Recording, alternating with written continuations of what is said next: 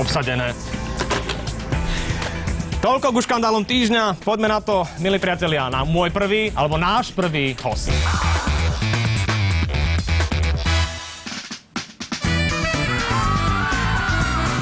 Veľa útrapy, alebo neviem, kde mám začať. Je to naozaj veľmi komplikovaná, smiešná, aj zároveň téma. Keď som bol malý chlapec, díval som sa na to, jedol som to každú nedeľu, to chodilo do obeda. Spadla z oblakov Majka z Gurunu, science fiction pre deti, premiéra roku 1979, dokonca ešte aj vo Vietname sa na to pozerali deti. A samozrejme všetky ostatné postsocialistické teraz už, ale vtedy socialistické krajiny sa na to pozerali. Mojím prvým hosťom je hlavná protagonistka tohto filmu, alebo tohto seriálu, Zuzana Právňanská. Ahoj. Ahoj, Andrejko. Ako sa máš? Veľmi dobre. Posaď sa u nás. Ďakujem. No, hneď prvá otázka. Cvičil som si gurunštinu, hej? Takže kde sa nachádza jak je to? Ktorý kvadrant? Epicentrum postsekundárnej paragalaxie Fíha. Kde sa to nachádza? Čo ja viem, tam niekde hore. Gurun je vymyslený, alebo je to naozajstná planéta? Je to vymyslená planéta, ktorá sa vlastne akože, mala by sa nachádzať niekde tam v tých miestach. Jak som spomínala na začiatku. Koľko rokov je to dozadu, čo odznel tento seriál, keď sme to natáčali?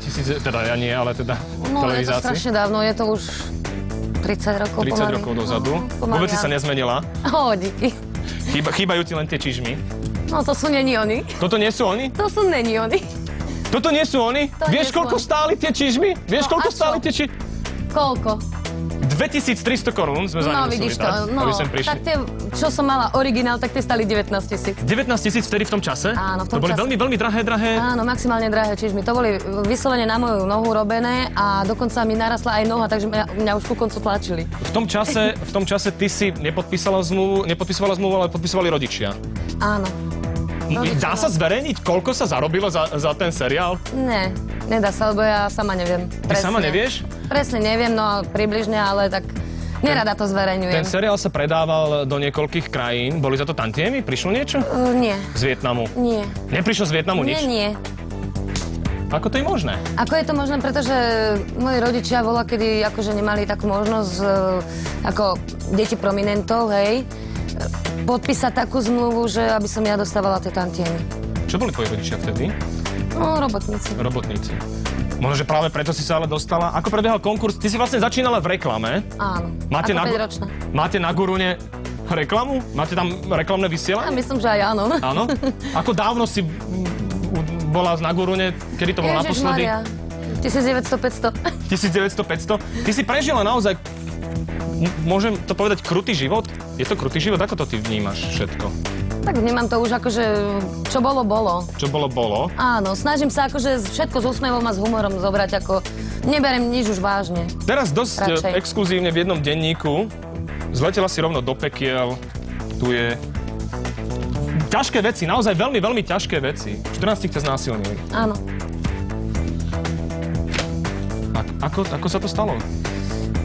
To sú také už veci, ktoré už som sa snažila. Už sme na ne zabudli? Už sme na to zabudli? Ja už áno. Prečo sa to teraz vyťahuje? Prečo o tom hovoríš? Prečo o týchto veciach hovoríš, o tom živote? Proste ja som chcela akože s mojou mamou sa zmieriť konečne. Po toľkých rokoch, že ja neviem, možno som jej ubližila, čo som si ani nie asi vedomá a moji rodičia proste boli takí, že skôr k otcovi som lípla ako k mame. No a ja by som sa chcela aj touto cestou jej ospravedlniť. Že mami, keby si náhodou pozerala, tak prosím ťa, odpusti mi všetko. Všetko. Je toho naozaj veľa, čo by sa malo odpúšťať. Ja neviem, ako je to na Gurune, lebo celý čas mne sa zdá, že prežiť takýto život môže len mimozemšťan. No, ono sa to zdá. Môže len mimozemšťan prežiť takýto život a preto to ani nehodnotím a neberem ťa ako, že si človek. Stále ťa berem za tú Majku z Gurunu. V 6 rokoch si začala fajčiť. Áno. Dodnes fajčíš? Fajčím po dnes deň a ľutujem to maximálne. Kedy si fajčila najviac? V 10? Najviac, kedy som fajčila? No to keď som mala tak asi 16-17. 16-17. prišlo tu niečo také, dočítal som sa, bol tam pokus o vtedajšie nejaké návykové látky, bolo tam také, že fetovanie. Wow. Vôbec. Nebolo? Nie, Písalo si, že si mala nejakú skúsenosť s týmto? Ne, raz som to skúšala, ale poviem, že... Aký bol zážitok z toho? Hrozný. 3 dní mi bolo zle. Maximálne. Nedostavilo sa nič? Nejaké spojenie alebo niečo? Nie, určite nie. Ani s IT-ým, ani s nikým podobným. Ani s IT-ým nie, hej? Ale s IT-ým sa poznáte ináč ako takto? No, mali by sme sa akože, no ale nejak sa nestýkame. Keby si sa mohla vrátiť na Gurún, vrátila by si sa? Keby nie. si sa mohla vrátiť do toho, čo znamená vlastne pre takú hviezdu to pokračovanie ďalej v živote, že by si chcela teraz možno, že nahrať nejaký film, nahrala by si? Možno aj áno, že to človek nikdy nevie, že čo by chcel, akože... Ja viem, čo chcem. Čo chceš? Ja čo chcem? Čo chceš? Skončiť školu, dorobiť si školu. Áno, začala si študovať. Čo študuješ? Ešte som nezačala študovať. No ale teda chceš ísť študovať, lebo vieme o tebe, že máš skončené len základné vzdelanie. Nechala si učňovku. Áno. Aká to bola učňovka? No, bolo to stredné odborné učilište obchodné a potom bolo stredné odborné učilište strojárske. Teraz pracuješ ako barmanka. Miešaš nápoje. Nemiešam. Iba rozlievaš. Iba rozlievam. Iba rozlievaš. Ale nie po stole. Nie po stole, samozrejme. Len do pohárikov. Aká si barmanka? No, čo, akože som počula, tak ma chvália. Dostávaš tringelty? Samozrejme. Čiže žiješ z platu barmana, tringelty možno do toho. No nejaké tie tringelty určite.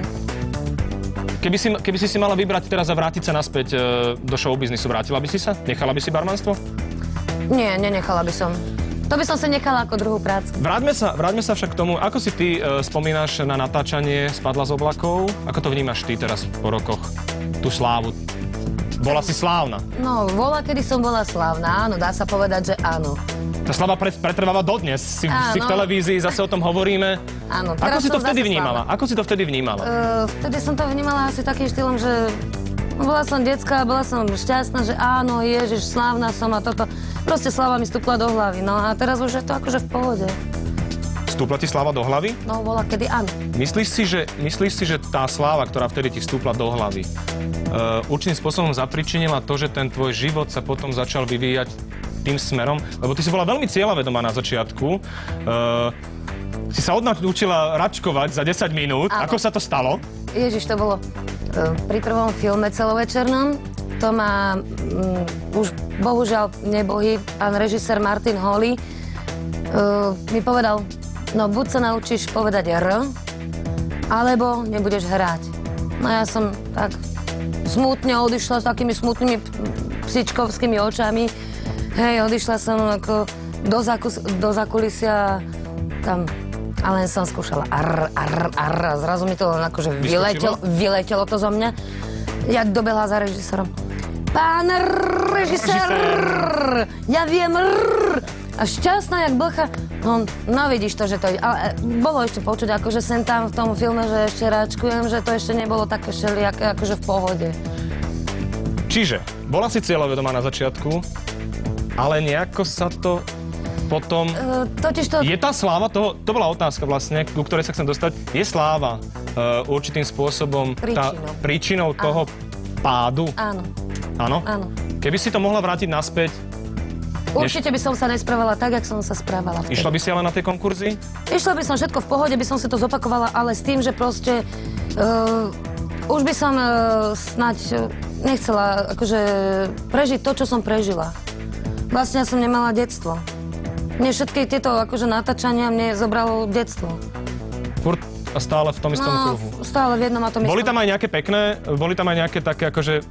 Boli tam akože pekné momenty v tom živote? Boli. Pri tom natáčaní? Boli aj Spomínaš si na svojich spoluhráčov?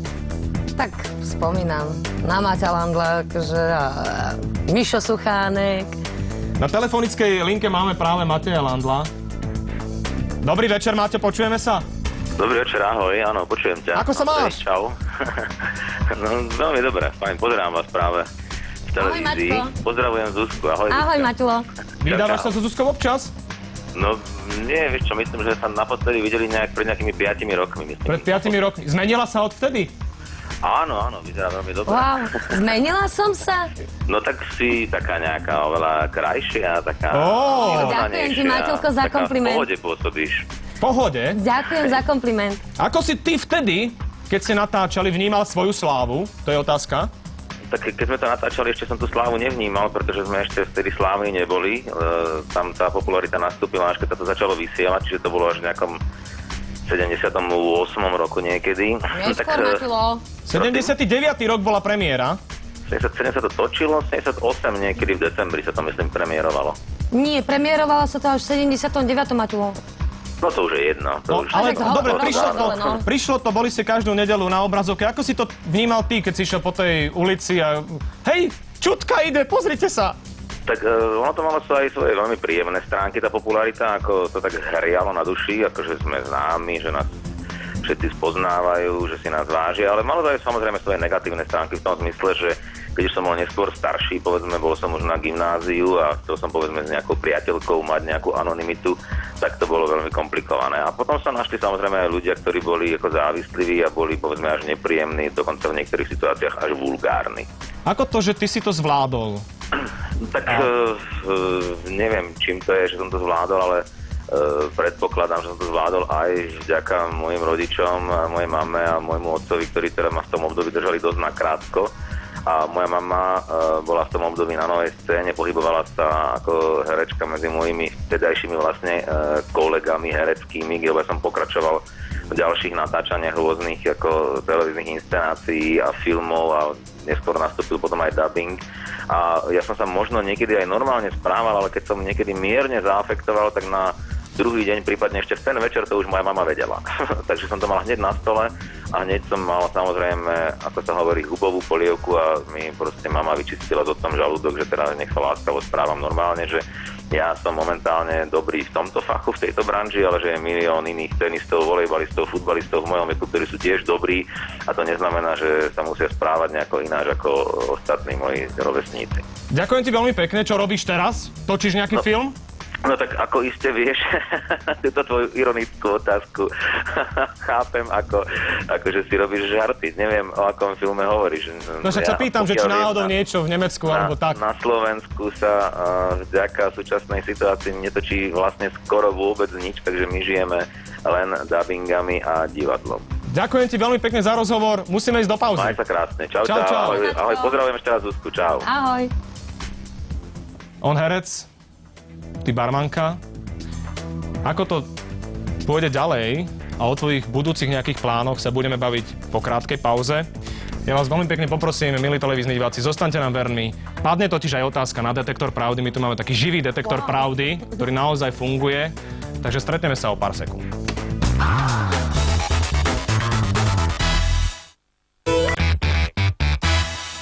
Príjemný dobrý večer, sledujete reláciu Na Paškal, to je ktorá, vieš. Na napaškal@joy.sk môžete posielať svoje otázky na našich hostí, ktorým teraz v tomto momente je Zuzka, alias Majka z Gurunu. Majka z Gurunu. Prečo sa tak mýlim, vieš mi to povedať? Asi máš trému predo mňou. Mám pre tebou trému, naozaj si veľmi tak ťažká. Tak sa okľudni, predýchaj to. Si prvá ťažká téma, naozaj veľmi ťažká, neviem, veľmi sa bojím, aby som neublížil alebo niečo, lebo tie témy... Nie, vieš čo, ja už som naučená na tie témy, tak už akože, už si to ani neuvedomím. Si neuvedomuješ. Už si to ani neuvedomím, ja už to proste... Dobre, poďme teda ďalej, veľmi ťažko, ale z vášho manželstva, ktoré sa potom rozpadlo, vznikli 3 deti, ako sa volajú? No, najstaršia je Zuzana. Áno. Mladšia je Klaudia a najmladší je Štefan. Vychádzaš s nimi? Teraz? No, Klaudiu som nevidela už 3 roky, lebo ona je v pestúnskej starostlivosti. No, Zuzka tá je s frajerom u frajera, no tu som videla naposledy pred sviatkami, pred Vianocami. No a najmladší Štefan, toho som videla minulý týždeň. Čo sa tam udialo? What the hell sa stalo mimozemské vtedy? Že si ty išla ďalej životom bez tých detí? Tak ja som bez tých detí aj bola dosť dlho, lebo však mi ich zobrali. Prečo ti zobrali tie deti vtedy? Tam bolo strašne veľa. Ja som mala problémy s malým, ako bol dosť chorlavý a proste aj práca a jedno s druhým a proste jednoducho nedalo sa nič inšie, len ako, že boli u svokry. Že boli u svokry. No, a staral sa o nich akože bývalý manžel. Akože sa staral. Nestaral sa? Nestaral sa, starala sa svokra. Starala sa svokra. No, lenže Postarala svokra sa o zomrela. Dobre sa o nej postarala tá svokra? Svokra áno. Svokra áno. Svokra sa o ne postarala, však chodili čistúčke, všetko, však jak zo škatulky. Ale bohužiaľ, keď zomrela, tak už sa prestala starať. Už sa tam prestalo starať o to. No a nakoniec už tiež nebohý svokor jednoducho išiel na... To trvalo do ktorého roku zhruba ich života? Do 96. Do 96. Prečo si ich vtedy nezobrala? Lebo ma hádzali do jedného vreca s mojím bývalým manželom. Čiže vy ste vtedy boli vlastne ohodnotení obidvaja rovnako, že nie ste schopní sa o nich starať, zobrali... Áno, jedno s druhým. Keby si dnes mohla nejakým spôsobom sa k ním vrátiť... Ježiš, strašne rada. A od narodenia, od malička. Že znova od začiatku. Znova od začiatku. Je tu jedna svetlá chvíľka v tvojom živote, 11-ročný vzťah s tvojim priateľom, Áno. Tá krásna chvíľa v tom živote zrazu skončila zase tým, že vlastne odišiel. Na veky odišiel. Teraz, v tomto momente, vyzeráš veľmi dobre. Vyzeráš fakt ako hviezda, ktorá si zaslúži byť hviezdou. Ďakujem. Čo ťa teší v tomto živote? Teraz, v týchto dňoch. Moja práca, moji rodičia, ktorých mám strašne rada, teda samozrejme moje deti, ktoré mám strašne rada, ktoré by som strašne rada chcela akože mať pri sebe znovu. A dokonca aj moja sestra. A posledná otázka, pred tou otázkou, ktorá pôjde na Detektor pravdy. Aká je budúcnosť? Kam to pôjde? No už... Ako to vidíš ty? Čo sa stane? Nechám sa prekvapiť. Už to bude len dobré a dobré? Dúfam. To bude len pekné a pekné? Dúfam. Veríme tomu? Snažím sa. No dobre. Máme tu Detektor pravdy a musím položiť otázku. Najprv som umýšľal nad tým, alebo však poďme na to. Zuzana. Teraz príde tá otázka. Ďakujem. Poznáš sa s IT mimozemšťanom? Nie, to bola tá vtipná otázka, ktorá tam nemala byť. Ale tá vážna otázka je, myslíš si, že tí ostatní ľudia, ktorí majú podobné problémy ako ty, sú tiež z Gurunu? A prezrad nám, sú tu ešte nejakí takí Gurunčania ako si ty? Myslím, že každý jeden z nás má takého Gurunčana v sebe. Pretože nikto nie je bez problémov. Čiže ste tu, hej? Je tu viacej mimozemšťanov. Myslím, že každý jeden človek má na svoje tomto problémy. svete. Presne. Vypínam Detektor pravdy. Pozrieme sa, nakoľko bola táto odpoveď dôveryhodná, pretože to bola skôr odpoveď ako otázka. Obstála si na 77%. Ďakujem. To je dobré číslo. To je veľmi dobré. To je veľmi dobré. Zuzka, ja ti veľmi pekne ďakujem, že si prišla. Mám to za sebou, bál som sa toho rozhovoru veľmi. Nemusel si sa bať. Vieš, jak to dopadlo? Viem, dobre. 77%. Ďakujem ti veľmi pekne. Môžem pusnúť na rozlúčku? Jasné. Ahoj. Čau. Príjemnú cestu. Ahoj. Ďakujem, ahojte. Zuzana Pravňanská bola u nás hosťom v Na Paškáli. Teraz pôjdeme do ďalšieho hostia. Môžete mu posielať svoje otázky na e-maily. Ježišmaria! Zabudol som sa ťa spýtať, Zuzana, na otázky, ktoré padli cez e-mail.